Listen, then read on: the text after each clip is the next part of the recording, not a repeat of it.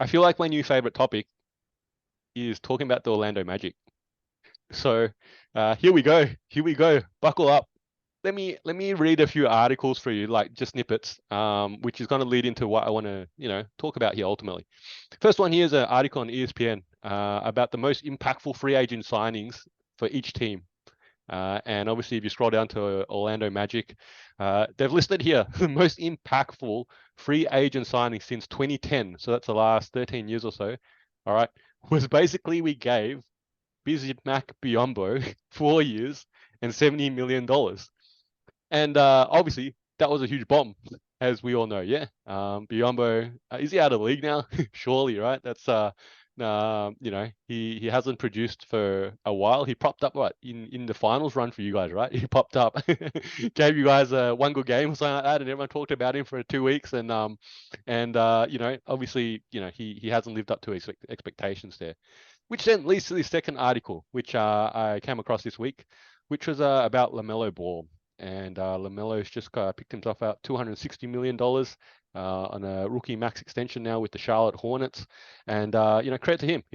I've talked about him. We've talked about him a bit already. And I think he's a real talent. He's probably at the one spot. He's a real, he's a sort of a generational talent. As long as he can stay healthy, that's going to be the key for him in his career. All right. And a part of this article here was that the Hornets had been one of just two NBA franchises to not have given out a contract worth more than $120 million before they gave obviously LaMelo Ball $260 million, along with the Orlando Magic. So let's take a moment to let that settle into our think about that, right? So with this organization that, I don't know, has anyone said our ownership is like stingy like MJ? I don't know. That's been the trend, right? Since MJ has been an owner, he's one of the poorer owners in the league. So the Hornets just can't afford to pay the talent. But when they get LaMelo Ball and you get a talent like that, you see him every day. You got to throw some money at that. I think that's how the league works, right? You got to sign the talent you get that comes through your doors. Okay. Um, and we've had talent come through our doors. And I don't know, maybe it's because Disneyland's there or something, right? We're a bit Scrooge McDuck or something, yeah. I don't know, you tell me, dude. But I said we've got a talent evaluation issue, okay, in the front office. Maybe we also got a spending issue too. Let's start with that. What do you think? I'm not an Orlando Magic fan, and I feel like I always come to their defense a little bit. I really wish the people engaging with these videos would give me a little bit of recognition because, like, I'm not anti-Franz Wagner or Paolo Banchero, and hey, like I know that the Suggs and Otto Porter Jr. trade was laughed at, but like Suggs isn't really panning out, and you picked another two guards in the draft. So I wonder if maybe he is on the move. Look, I think they haven't probably had a talent like LaMelo Ball come through. I believe they probably have them right now in Wagner and Banchero. I can see both of them getting lengthy, expensive deals. But for a good period of time there, I don't think they did. I think the Aaron Gordon, fake superstar franchise player rhetoric is probably a byproduct of the fact that that was probably one of their best drafted, talented players that they had had. And he wasn't actually up to that level, but Orlando tried to push him towards that level and tried to recognize him as that level. Vucevic was fantastic, but again, like maybe I know this is odd, but like maybe they're like round one of the playoffs at best players, and that isn't someone you want to throw lots of money at. Now, LaMelo Ball has yet to do anything in the playoffs and may not do anything for them anyway, but his at least ceiling feels higher than I think what Aaron Gordon and Vucevic's did at the time. Now, at present, I think you've got some solid pieces there, but it's how you build around that, right? And I think this conversation is going to steer into your draft is quite interesting because you've taken two guards, good players. We'll see how they pan out, but it doesn't make a lot of sense given the infrastructure that's already in place, in which you have Suggs, Fultz, and oh my God, I've forgotten the third Cole name. It's Anthony. there. Cole and Anthony. There we go. You already have three solid guards. that you are supposedly wanting to build around or test out or have them competing against minutes, and you've just added in two more, naturally a trade is going to follow here.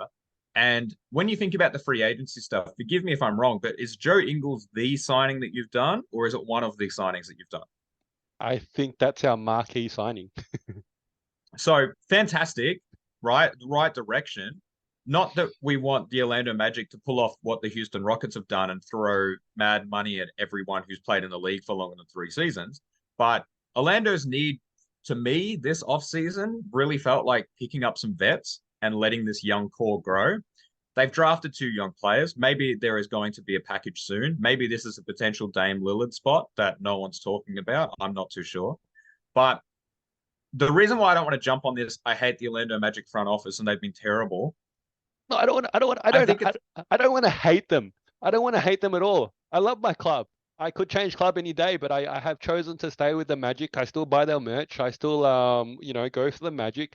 I'm just waiting for us to take the right steps, and we take sometimes the right direction, but we rarely have consistently taken the right steps.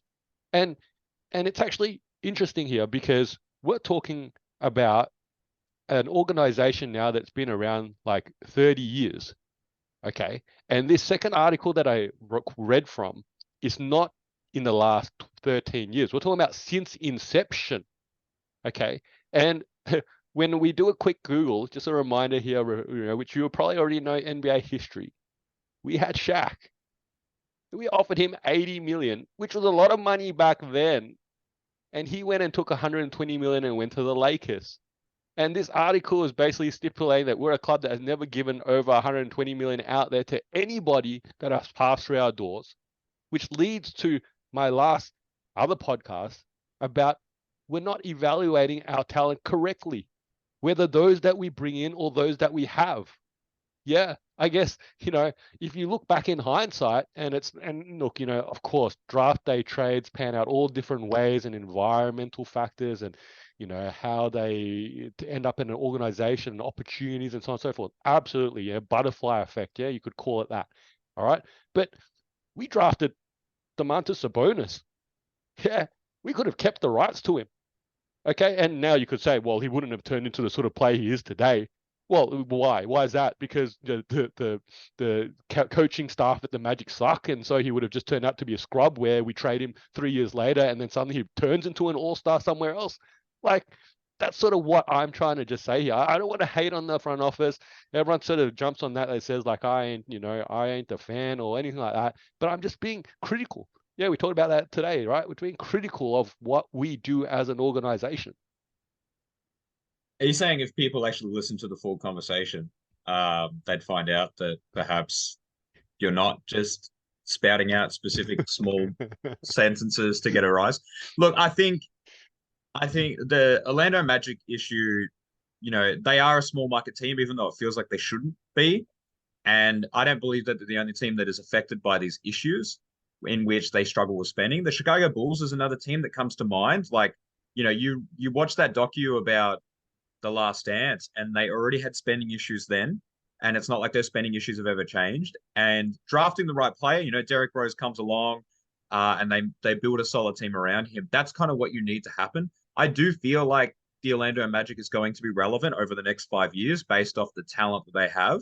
And it will probably come down to making the correct moves. But let's be honest, every team is in that boat, right? Jokic winning the championship, drafted in the second round. No one else really envisions that. That's patience. That's patience. That's building around him. That's having some injury luck. That's all of those different things go into it. And every team has this bit of narrative. There's not many teams that follow an archetype of they draft a player and then they win a championship in 4 years, right? I think what we try to do is we try to look at a result of the NBA finals and then work our way backwards and figure out, well, this is the key. This is what you're supposed to do. But we're all, I think, just, most teams are just throwing things at the board, trying to get something to stick. And it will work if it's supposed to work. And there's a lot of butterfly effect stuff that goes into that. You look at Miami, they built a super team, right? But that was them throwing things against the wall and hoping that people would take lower contracts. And they still ended up getting beaten by Dallas on what was their own version of a weird throwing things against the wall and seeing what sticks. So I don't disagree with you on some of these aspects. I just want you to realize that there is light at the end of your tunnel. You know, you're talking to a Phoenix Hey, Suns fan who came out of a decade of random players, right? I went through the phase where we had three guards that were all six. We had Bledsoe, Dragic, and Isaiah Thomas, and that was a lineup that we were like, "Let this is going to change things." We felt that, right? And it's now completely different. Just give it time. I like your team. This is two guys with spare time. I'm Fowles, this is Nick. You're probably a basketball fan like us, so hopefully you can throw us an assist and giving our video a like and subscribing to our channel. And if you got thoughts, feelings, or even some suggestions, please put them down in the comment section below. And thank you for using your spare time to watch us in our spare time.